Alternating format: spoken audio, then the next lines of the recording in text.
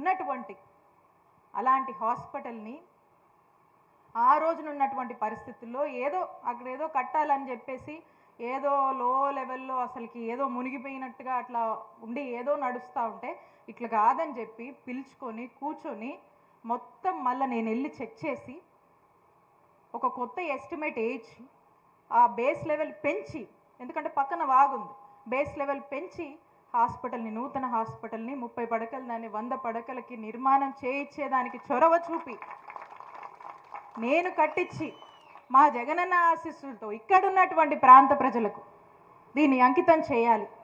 100 ఏళ్ళు ఉంటుంది ఈ హాస్పిటల్, చుట్టుపక్కల జిల్లాలకు ఉపయోగపడుతుంది, ఈ జనానికి ఉచిత వైద్యం అందిస్తారని చెప్పి ఆ రోజు అందించినటువంటి అవకాశంతో ఆరోగ్య శాఖ మంత్రిగా నేను ఉండడంలో అక్కడున్నటువంటి అధికారులతో మరింత చొరవ చూపించి దగ్గరుండి ఇష్టంగా ఒక ఆలోచనతో ఒక మంచి ఉద్దేశంతో ఆ హాస్పిటల్ నిర్మించుకొని ప్రారంభించినప్పుడు మిగతా వాళ్ళు కొంతమంది డాక్టర్లను కూడా ఇన్వైట్ చేసాం. వాళ్ళు వచ్చి ఇక్కడ ఎక్విప్మెంట్ చూసి, అమ్మా నువ్వు మా ప్రైవేట్ హాస్పిటల్ కన్నా మించి గవర్నమెంట్ హాస్పిటల్లో ఎక్విప్మెంట్ అంతా ఇప్పించు, బాగుంది, దీన్ని చూస్తుంటే గవర్నమెంట్ అని మాకే అనిపించట్లేదు, మేము ఇన్ని రోజుల నుంచి కార్పొరేట్ హాస్పిటల్స్ రన్ చేస్తున్నామని కొంతమంది ఆహ్వానించినటువంటి డాక్టర్స్ ప్రశంసించారు.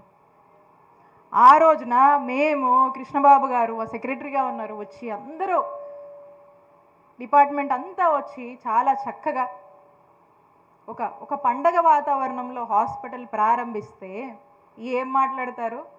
ఆ రోజు నేను అది నిర్మాణం చేసి చక్కగా రన్ అయ్యేలాగా అన్ని ఫెసిలిటీస్ని, అన్ని ఇన్ఫ్రాస్ట్రక్చర్ని, ఫెసిలిటీస్ని ఏర్పాటు చేశాను.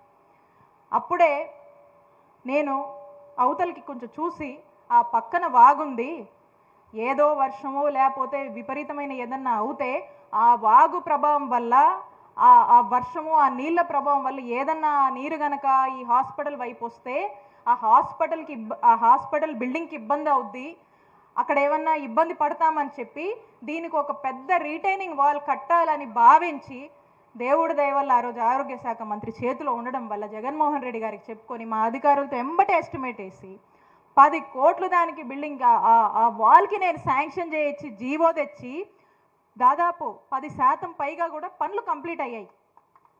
పనులు కంప్లీట్ అయిన తర్వాత అది కోడ్ వచ్చింది, అది అట్లా నడుస్తూ ఉంటే ఈయన పోయి అదే సెక్రటరీ దగ్గర ఆమె ఇచ్చింది కదా అని క్యాన్సిల్ చేయించి ఇంకో డేట్ వేయించి మళ్ళీ ఒక జిరాక్స్ కాగితం తెప్పించి మళ్ళీ నేను తెచ్చా అని చెప్పి మళ్ళీ పెద్ద శిలాఫలకం వేసుకొని మాట్లాడుతూ ఉన్నాడు. ఏం చెప్తాము?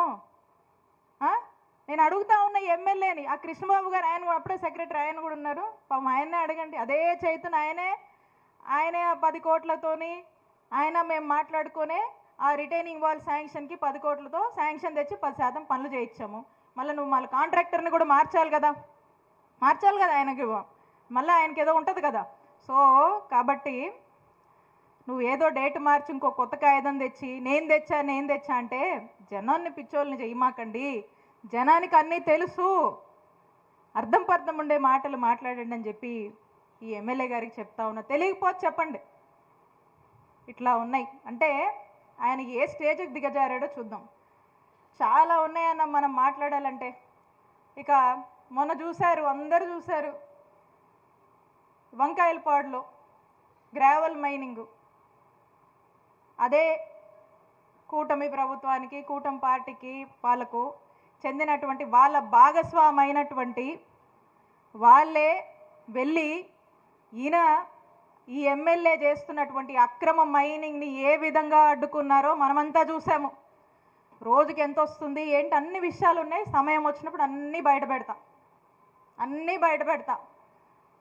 ఏ విధంగా అక్రమ మైనింగు, అవినీతి నువ్వు చేస్తున్నావో ఈ జనమంతా చూస్తూ ఉన్నారు. మా దాకొద్దు, మీ భాగస్వాములే మీరు చేస్తున్న అవినీతిని బయటపెట్టింది. కాబట్టి ఎంత పీక్స్కి చేరారో ఒకసారి ఆలోచన చేయండి.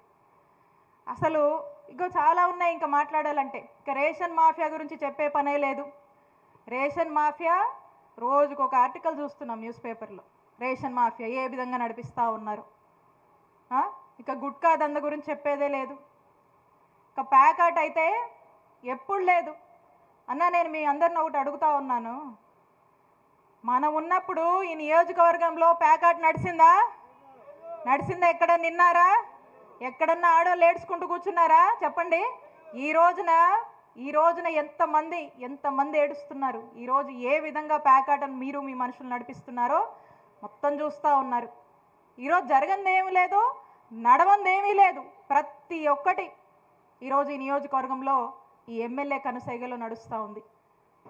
ఇక ఒక్కడే బతకాలి, అతని మనుషులే బతకాలి ఏదైనా. ఎందుకు ఈ మాట అంటున్నంటే దానికి కూడా చెప్తానన్నా. ఊరికే అంటాం మనకు కూడా ఉండదు. రాత్రి ఈ ప్రోగ్రాం గురించి టౌన్లో ఓ చోట ఫ్లెక్సీలే ఇచ్చామన్నా. సరే రాత్రికి వచ్చి ఏర్పాట్లు చేసి మన పిల్లలంతా కూడా ఈ ఫ్లెక్సీలు కడదామంటే ఆ ఫ్లెక్సీలు తీసుకొని పోదామని పోతే ఆ ఫ్లెక్సీలు ప్రింట్ కొట్టిన అతన్ని మరి కమిషనర్ ఎంత ఖాళీగా ఉన్నాడు చూడండి. కమిషనర్ వెళ్ళి ఎందుకు కొట్టావని చెప్పి ఆ ఫ్లెక్సీలు ప్రింట్ షాప్ దగ్గరికి వెళ్ళి అతన్ని బెదిరిస్తాడు. అతన్ని బెదిరించి అక్కడ దాకా అవుద్ది. ఆ నెక్స్ట్ ఈ సిఐ గారు తీసుకొస్తాడు, ఆయన్ని తీసుకొచ్చి స్టేషన్లో కూర్చోబెడతాడు. వైసీపీ వాళ్ళ ఫ్లెక్సీలు ప్రింట్ చేస్తావా నువ్వని చెప్పి.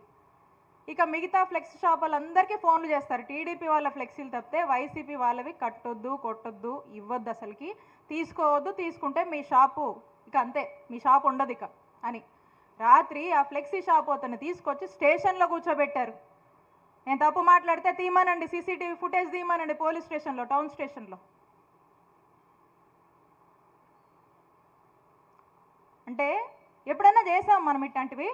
ఒక్కళ్ళే బతకాలి, వాళ్ళోళ్ళే బతకాలి, ఇంతే. ఇంకెవడు ఫ్లెక్సీలు కొట్టుకునేవాడు ఏం పాపం చేశాడు?